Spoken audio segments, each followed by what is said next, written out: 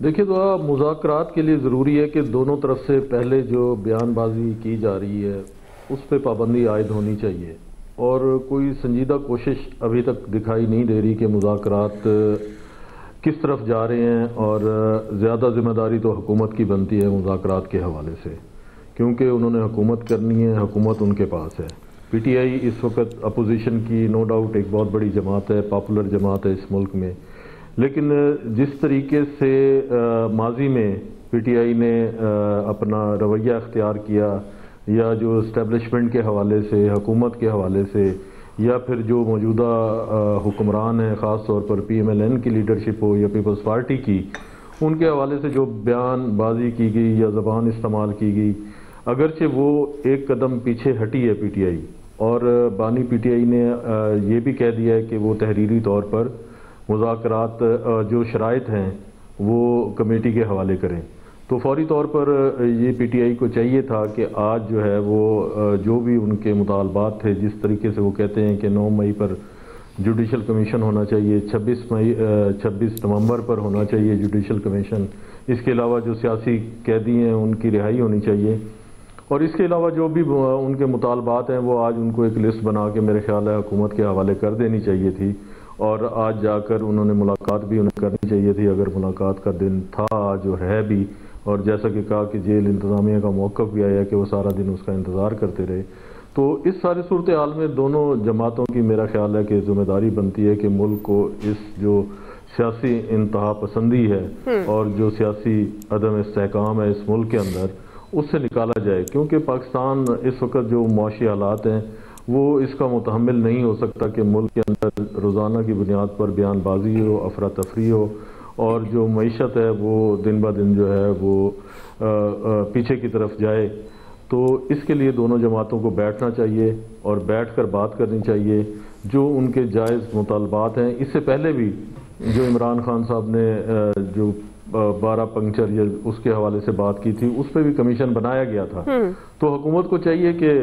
جو T O آرز بناتے ہیں بیٹھ کر اس پر بات کی جائے، اور وہ بنانے کے بعد اس پر عمل کیا جائے، اور اس کو جو ہے جو روز کی افراتفری ہے اس کو ختم کیا جائے،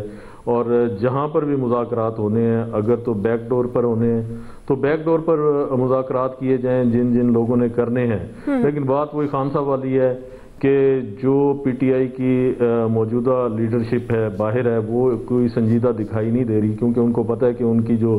سیاسی دکانداری ہے دونوں طرف سے، مسلم لیگ نون میں بھی ایسے لوگ ہیں جن کا نہ کوئی سیاسی حلقہ ہے، نہ کوئی ان کے کوئی ووٹ ہے، وہ ان کو بھی پتہ ہے کہ اگر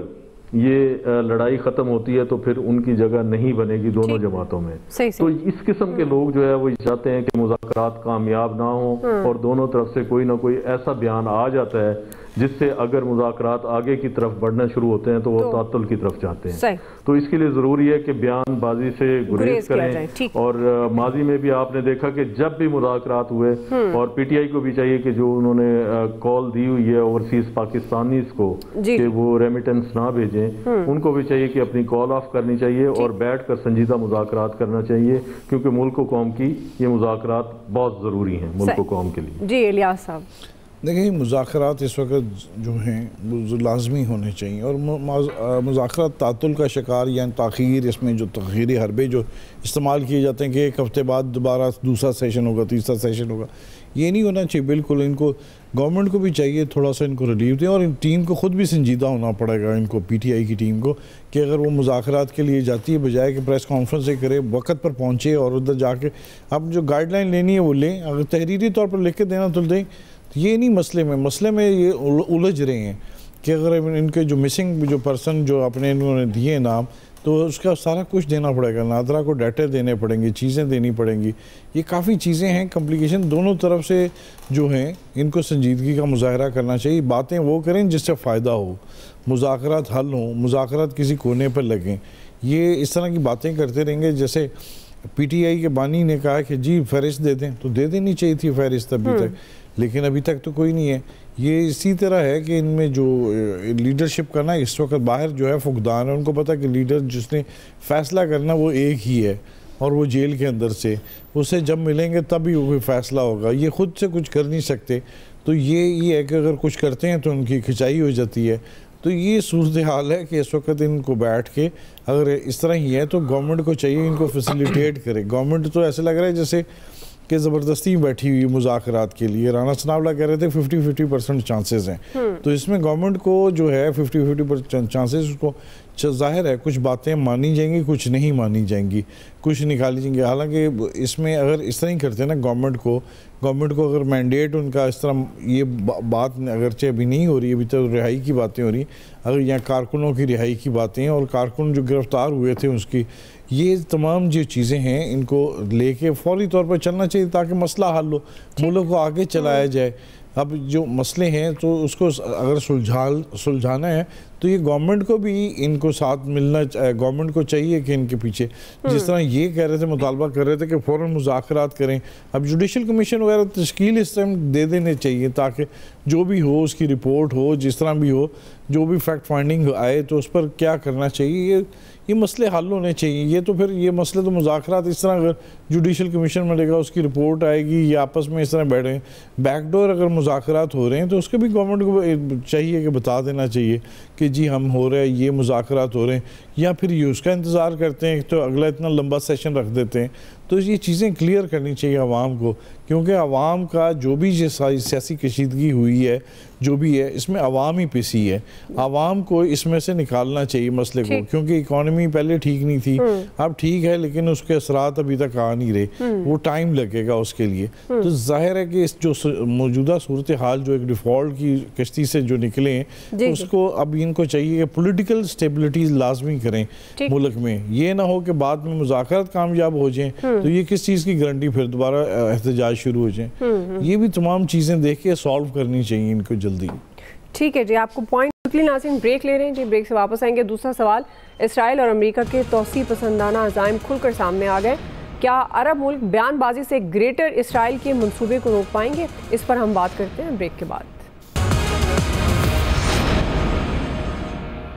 ویلکم بیک ناظرین. امریکہ اور اسرائیل کے توسیع پسندانہ عزائم کھل کر دنیا کے سامنے آ گئے ہیں. نو منتخب امریکی صدر ڈونلڈ ٹرمپ نے حلف اٹھانے سے پہلے ہی کینیڈا, گرین لینڈ اور پیناما کینال پر قبضے کی دھمکیاں دینا شروع کر دی ہیں, اور آج اسرائیل کی صہیونی حکومت نے بھی گریٹر اسرائیل کا متنازع نقشہ جاری کیا ہے. نقشے میں فلسطین, اردن, شام, لبنان اور دیگر ملکوں کو اسرائیلی ریاست کا حصہ بنایا گیا ہے. اسرائیل کے اس متنازع نقشے پر سعودی عرب اور قطر سمیت عرب ملکوں نے شدید مذمت کی ہے, مسترد کر دیا ہے. سعودی وزارت خارجہ نے یہ کہا ہے کہ ریاستوں کی خود مختاری پر حملے عالمی قوانین کی خلاف ورزی ہے. بے بنیاد اور انتہا پسند اقدامات اسرائیلی حکام کے غاصبانہ ارادوں کو ظاہر کرتے ہیں. اسی مناسبت سے ہمارا یہ سوال عامر سے آغاز کر رہی ہوں, کیا یہ جس طرح سے بیان بازی عرب ممالک کی طرف سے سامنے آئی, مذمت کی, مسترد کر دیا, گریٹر اسرائیل منصوبے کو روک پائیں گے؟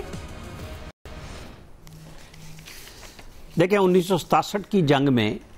اسرائیل نے جب شام کی گولان کی پہاڑیوں پہ قبضہ کیا تھا اور پھر جنگ بندی ہوئی تو وہ گولان کی پہاڑیاں تو واپس نہیں کی, اور امریکہ, یورپ, آسٹریلیا سب نے اس کی سرپرستی کی. ابھی غزہ پہ جو چڑھائی ہوئی, یہ جو اب نقشہ آ رہا ہے, آپ کو پتہ ہے نا کہ اردن, مصر, شام سب بارڈر پہ ہیں, یہ سارے خاموشی سے بیٹھے رہے اور اس کو ملیہ میٹ کر دیا اسرائیل نے, جس میں انڈیا بھی پہنچا تحفے تحائف لے کے, اس میں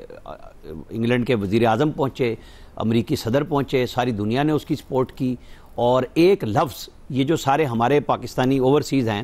یہ جو سارے وہاں بیٹھے امریکہ میں, انہوں نے نہیں بولا اس پہ, امریکی بولتے رہے. امریکی یونیورسٹیوں میں اسٹوڈنٹس نے غزہ پہ بات کی, برطانیہ میں کی, پورے یورپ میں مظاہرے ہوئے, یہ مسلمان ہمارے خاموش رہے. تو آپ کیا سمجھتے ہیں کہ اب اگر جب وہ کچھ کرتا ہے, جو ابھی بھی جو شام میں ہوا, اس کے بعد انہوں نے بفر زون میں قبضہ کر لیا نا, اسرائیل نے آگے بڑھا ہے, تو جب تک کوئی آپ اجتماعی طور پہ نہیں کریں گے, نشستن گفتن برخاستن والی کہانی ہوتی رہے گی, OIC کتنے گئی سی.